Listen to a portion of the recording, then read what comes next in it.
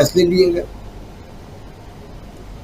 Cabinet की meeting की खबरें आना बंद हो चुकी हैं। बहुत से लोगों को देश का कैबिनेट सेक्रेटरी कौन है वो मालूम भी नहीं होगा, जबकि कैबिनेट सेक्रेटरी एक चर्चित चेहरा होता था, चर्चित नाम होता था। अखबारों की सुर्खियों में सप्ताह में 5-6 दिन उसका जिक्र होता था। पीआईओ तो न जाने कब कहां खो गया। एक पीआईओ नाम का भी पद है इस देश में, जो सरकार का आधिकारिक रूप से प्रवक्ता है। प्रधानमंत्री का मीडिया सलाहकार अब कोई नहीं है। एक कोई पीआर का व्यक्ति है जो गुजरात से इनके साथ आया है, वो टेलीफोन करके लोगों को हेडलाइन या खबरें बताता है। तो सरकार नाम की कोई व्यवस्थित एक इकाई, एक इंस्टीट्यूशन, एक दफ्तर नहीं चल रहा है। कैबिनेट नहीं है, सिर्फ मोदी हैं, नड्डा जी भी कुछ नहीं है, कोई कुछ नहीं है। तो ये इस तरफ हम बढ़ रहे हैं। अभी जो चर्चा हो रही थी कि किस तरीके के बाकी दुनिया के जो देश हैं जहां पे एक व्यक्ति का शासन है, बहुत खूबसूरत संसद भवन है रूस का, चीन का, नॉर्थ कोरिया का, वहां विपक्ष नहीं है। तो बगैर विपक्ष के संसद का कोई औचित्य होगा क्या? और संवैधानिक रूप से आर्टिकल 79 में तो राष्ट्रपति संसद का अंग है।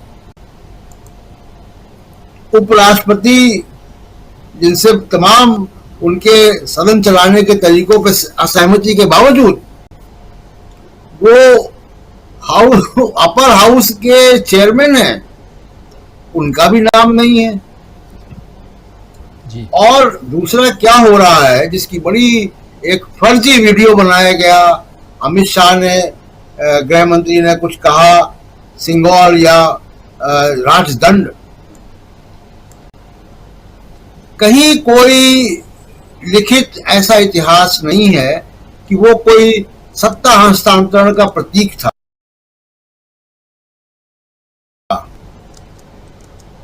कुछ देशों में है, जैसे आपको बताएं कि इंग्लैंड के प्राइम मिनिस्टर जब सत्ता हस्तांतरण होता है तो एक पीतल की मोहर है, वो एक दूसरे को देते हैं, जो प्रधानमंत्री कार्यालय की मोहर है। एक छोटा सा सिंबॉलिक वो है।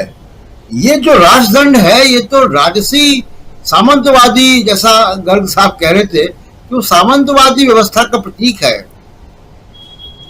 और ये सरकार दो काम कर रही है, और उन दोनों काम को एक ही चश्मे से देखने की आवश्यकता है। एक कि जातिवार जनगणना नहीं हो रही है, किसी भी प्रकार की जनगणना नहीं हो रही। पहला मौका है इस देश की आजादी के बाद जब जनगणना का हॉलिडे हो गया। युद्ध के समय भी जनगणना हुई है, तो जातिवार जनगणना नहीं हो रही है। लेकिन एक ब्राह्मणवादी तौर तरीके वाला, एक सामंती तौर तरीके वाला जो है, वो राजदंड रखा जा रहा है। और सत्ता हस्तांतरण का प्रतीक, किससे सत्ता किसको हस्तांतरण हो रही है भाई? कल 28 तारीख को, 28 मई को कोई सत्ता का हस्तांतरण हो रहा है। सन 47 में राजीव जी, आजादी नई नई मिली थी, देश के तमाम लोगों को उत्साह था, उल्लास का माहौल था। बहुत सारे लोग दिल्ली पहुंचते थे, कोई शॉल लेके आता था, कोई हथकरघा से बना हुआ कुछ सामान लेकर आता था।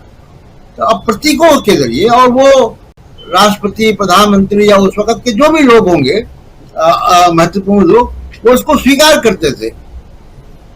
उसका मतलब ये नहीं कि वो कोई परंपरा बना दी जाए।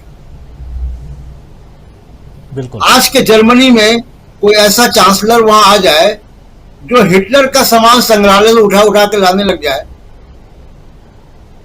और उन्हीं परंपराओं को जीवित करने लग जाए, तो क्या जर्मनी के लोग मानेंगे इस बात को?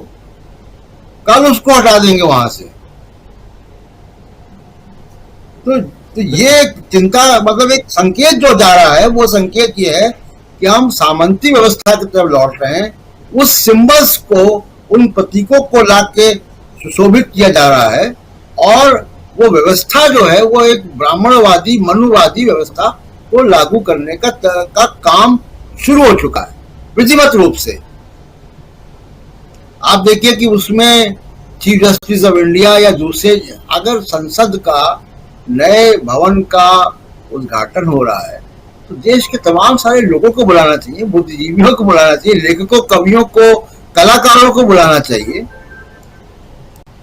ना कि मंदिर के पुजारियों को बुलाकर वहां पे पूजा पाठ करानी चाहिए। धर्म का और कर्मकांडों का अपना स्थान है, उसकी जगह संसद नहीं है, सही की जगह और है। और दूसरी चीज की देखिए, इतिहास से, इतिहास के प्रतीकों से हम सबक लेते हैं।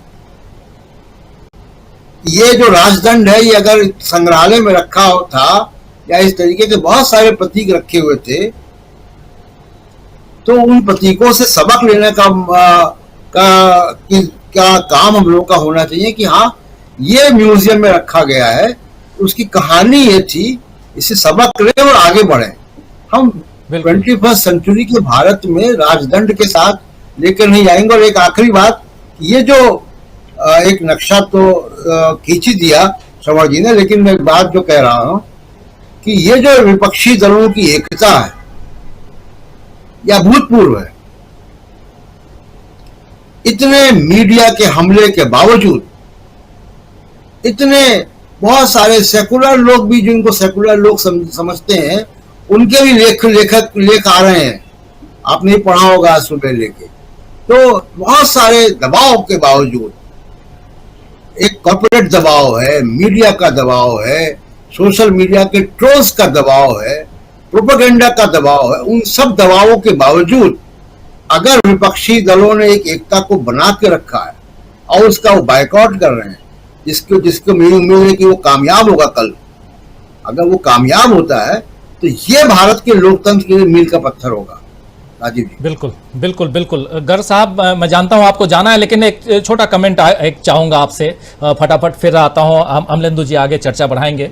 गर्ग साहब, विपक्षी दलों की एकता की बात अभी कर रहे थे प्रशांत टंडन जी, एक महत्वपूर्ण पहलू यहां है, और 2024 के बाद की बात आप कर रहे थे, उसकी हम अभी कल्पना नहीं कर पा रहे हैं, लेकिन अभी से लेकर के 2024 तक जो कुछ भी दिखाई दे रहा है उसमें आप क्या कुछ देख पा रहे हैं? कितना मजबूत होता हुआ विपक्ष को आप देख पा रहे हैं? कितना घिरते हुए प्रधानमंत्री नरेंद्र मोदी और उनकी टीम को आप देख पा रहे हैं? यहां से आगे कर्नाटक बीत चुका है, कर्नाटक की कहानी समाप्त हो गई है, लेकिन क्या एक अगली कहानी वहां से शुरू हो चुकी है? इस रूप में देखा जाए, आप